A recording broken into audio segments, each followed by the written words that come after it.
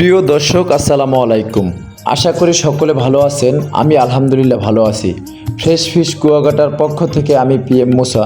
আপনারা দেখতে পাচ্ছেন যে ভিডিওটা আজকে নিয়ে আমি আপনাদের মাঝে হাজির হয়েছি, সেটা হলো আমাদের মহিপুর এবং আলিপুরে কী পরিমাণ বোট আমাদের কাছে মাছ শিকারের জন্য সমুদ্রে বের হয় এবং নদীতে বের হয়, কি মাছ কোন জালে সংগ্রহ করে বা শিকার করে। আপনারা আজকে সান্দি জালের বোট দেখাবো এবং লাম্বা জালের বোট দেখাবো এবং ট্রোলিং যে বোটগুলো ছিল এখন নাই, ওগুলোর দেখানোর চেষ্টা করব। সেক্ষেত্রে আপনারা আমাদের সাথেই থাকুন, আশা করি আপনাদের ভিডিওটা ভালো লাগবে।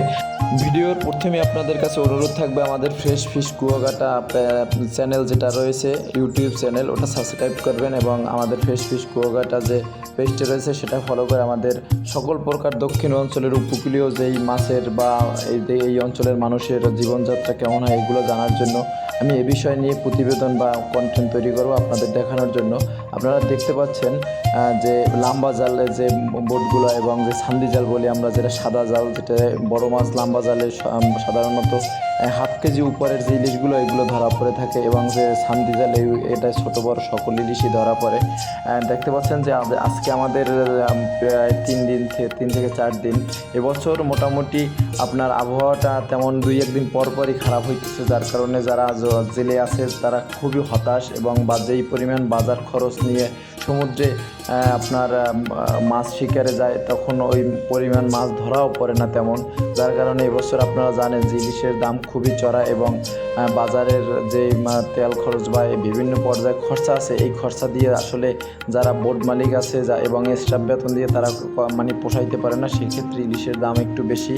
আপনারা দেখতে পাচ্ছেন যে আপনারা দেখানোর দুইটা বিশাল বিশাল বড় বড় বোট, যেটাগুলো সান্দি জাল, এই যে সাদা জাল এটাকে আমরা সান্দি জাল বলে থাকি, এই জাল দিয়ে সমুদ্রে মাছ শিকার করে। এটা একদম গভীর সমুদ্রে যায়, যে একদম এটা ট্রোলিং ছিল এর আগে, ট্রোলিং জাল আপনারা জানেন নিষিদ্ধ করে দেওয়ার পরে এখন এরা সান্দি জাল সাদা জাল ভরছে ইলিশ মাছ শিকারের জন্য।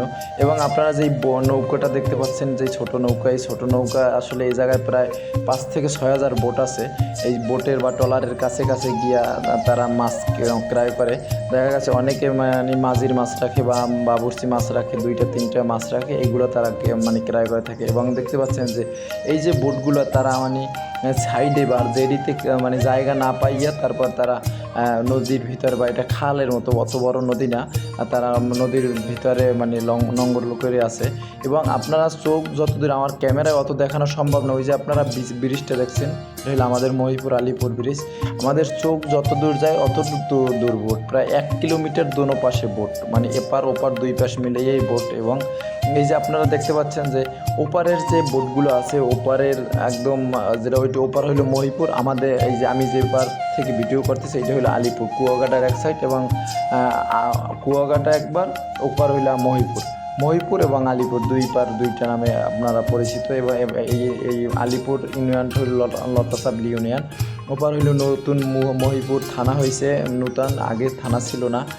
এবং আপনারা যে দেখতে পাচ্ছেন যে সমস্ত বোট কিন্তু আমাদের জেডিতে আইসে পড়ছে, যার কারণে আবহাওয়া খারাপ থাকার কারণে আমাদের বোটগুলোর জেডিতে এসে নোঙর করে আছে। কারণ গেল যে ট্রিপে যখন আবহাওয়া আপনাদের ভিডিওতে দেখাইছিলাম খারাপ ছিল, তখন কিন্তু প্রায় 18 জনের মানুষের মতো আমাদের এই মহিপুর থেকে নিখোঁজ ছিল, যারা বোট দুর্ঘটনার শিকার হয়ে 18 জন মানুষের মতো মৃত্যুবরণ করে। যাই হোক, আপনারা দেখতে পাচ্ছেন যে একটা বোট সমুদ্র থেকে উঠছে, কিন্তু সে মাছ শিকার করে আইসে পড়ছে। এবং একটা বোট, এই যে বোটটা দেখতেছেন, এই বোটটা সমুদ্রে মাছ শিকারের জন্য যাইতেছে। এই বোটটা দেখা গেছে এই ভরক নিচে, বাজার নিচে, স্টাফের টোটাল একদম ফুল প্যাকেজ, আর 15 দিনের খরচা সে নিয়ে একদম সমুদ্রে মাছ শিকারের জন্য রওনা করছে। এবং এই যে নৌকা দেখেন, ছোটো ছোটো নৌকাগুলো, এরা কিন্তু আসলে এই যে নৌকা আমাদের বোর্ডের কাছে যাইয়ে দেখা গেছে 2টা 4টা 5টা মাছ যেই থাকে, ওই মাছগুলো তারা অল্প দামে কিরায় করে থাকে।